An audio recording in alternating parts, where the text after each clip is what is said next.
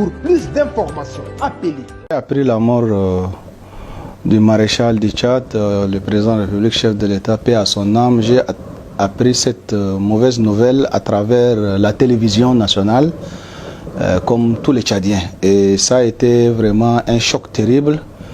Je n'en revenais pas. C'était vraiment c'était un froid qui traversait tout le corps et c'était terrible comme nouvelle. Toutes les inquiétudes se mélangeaient dans ma tête, des questions. Et donc c'était vraiment une période rare.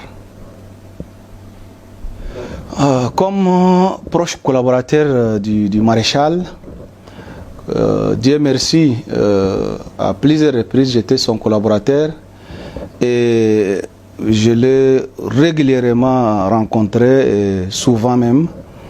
Et comme j'ai occupé des postes sensibles comme IG, inspecteur général d'État à des reprises, adjoint titulaire, ministre des Finances, tout ça, président d'une banque, tout ça, donc j'ai eu à les rencontrer à maintes reprises et je constate le dynamisme et la rigueur, c'est-à-dire c'est un homme travailleur, trop travailleur, et il a la maîtrise vraiment de tous les dossiers. Il maîtrise tout le dossier et il aime le travail bien fait.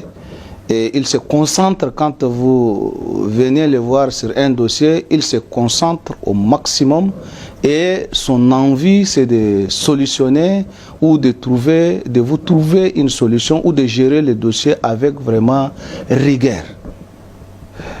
Ce qui m'a marqué chez le maréchal, c'est sa connaissance profonde du Tchad. C'est-à-dire, je peux dire que c'est un homme passionné du Tchad.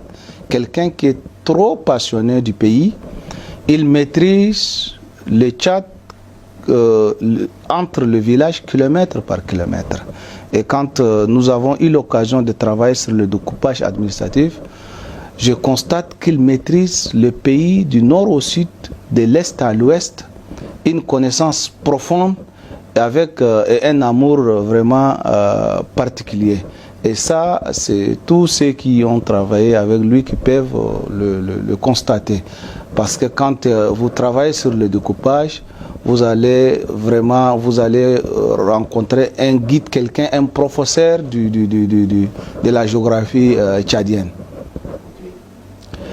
Quand je le rencontre, c'est-à-dire c'est quelqu'un, rarement vous allez le trouver distrait. Il est toujours en train de vous attendre parce que comme on vient par audience ou vous êtes annoncé ou il sait que vous allez, il est toujours prêt à vous recevoir et déjà il est dynamique dans le travail. Dès que vous le voyez, dès que vous allez rentrer, accéder à son bureau, c'est-à-dire il est déjà trop bien préparé et il est là en train de vous attendre, vous. Donc il n'est jamais sur un autre sujet et il va épuiser votre sujet. Et donc c'est vraiment une considération à ses collaborateurs. J'ai constaté qu'il considère beaucoup ses collaborateurs et quand vous le rencontrez, il va d'abord épuiser votre sujet, il va d'abord discuter profondément avec vous. Et ça, c'est une qualité d'un homme travailleur.